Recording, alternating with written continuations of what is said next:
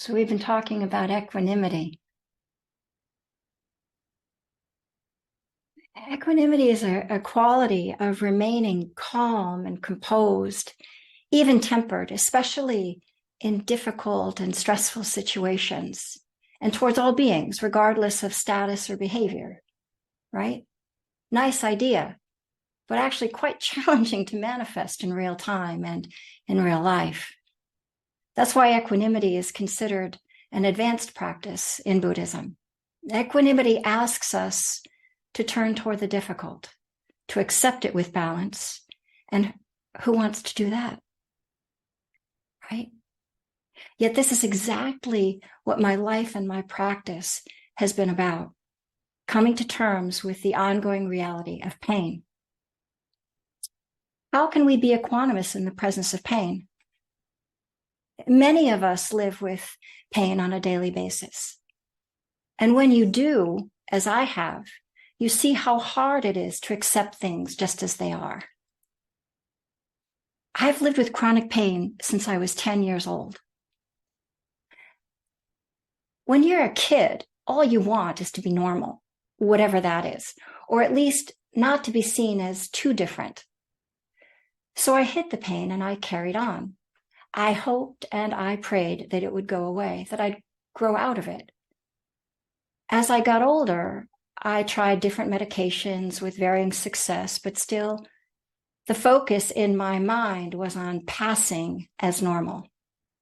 I wanted to be seen as capable and competent and taken seriously in my work. Pain was a sign of weakness and fragility. I didn't see myself that way, and I didn't want others to see me that way or judge me. So I kept it to myself. Even when I started dating Bill, I didn't tell him because I wanted to be seen as healthy, strong, and capable. But by my late 30s, the veneer started to crack. The pain grew more intense, and it was harder to ignore. No medicine fully relieved it, and the signs of wear and tear on my body were beginning to show. I passed out several times, cracked my head open once, had projectile vomiting. It's hard to miss these signs. Still, I took pride in never missing a day's work because of it. I thought of the martyred saints who lived with afflictions and with whom I felt a kinship. They were my saving grace. Equanimity is a path of acceptance. It doesn't happen all at once. At any point in my life, if someone had asked me how I related to my pain, I would have said that I deal with it. I took medication, took care of my body, but in a clinical way. I did the needful, and I didn't give into it. As my mindfulness practice grew, though, I began to see the way in which I had ignored it, was dismissive of it, that I secretly judged myself as less than, as defective. Even though I felt a kinship with the saints, I was no saint. Still, I didn't feel I deserved this affliction. What did I do? I was 10 years old when this began happening. But hiding and pretending to be normal, which is laughable now, was really unkind. Would I recommend that or do that to one of my patients? Would I advise that they ignore what's really happening? No. So I started with just trying to be kind. That was hard enough. Harsh inner talk was the norm. So I began to try imagining what my mother, my first benefactor, what she would have said, and how she might have ministered to me in my pain. That was a real good start. Kindness, starting with kindness. The whole of the practice is based on kindness. Equanimity begins with basic kindness. And that, in and of itself, is a training.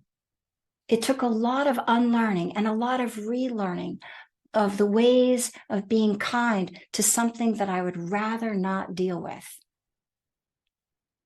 With kindness, I began to feel my suffering.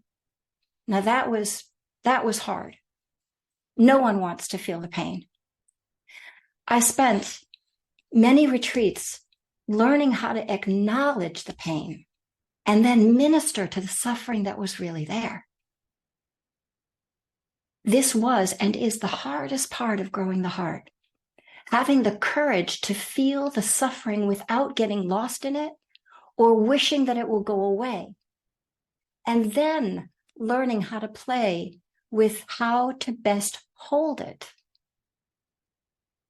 How can we make friends with something when we want it to go away? That's not possible.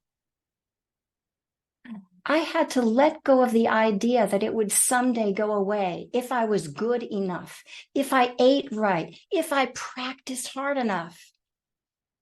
I had to keep landing in the reality that this is how it is and be with it.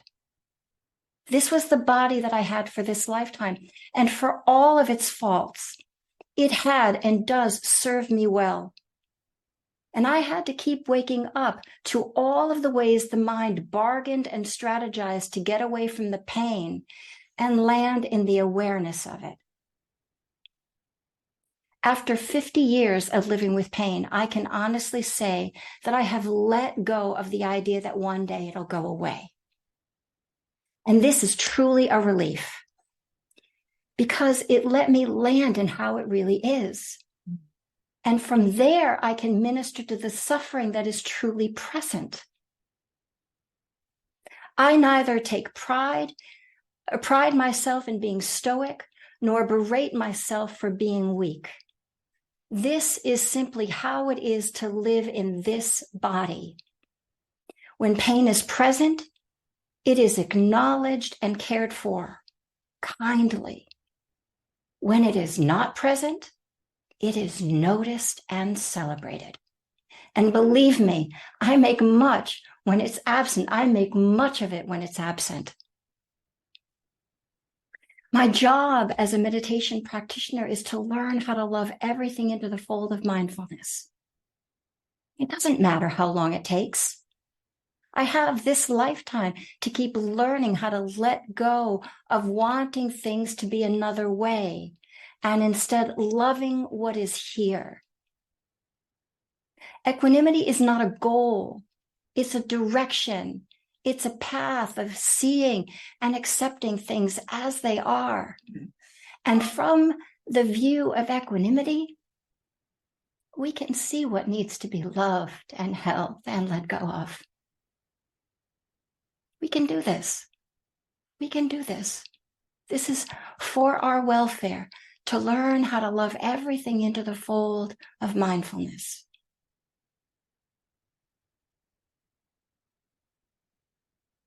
Thank you. Thank you for your kind attention.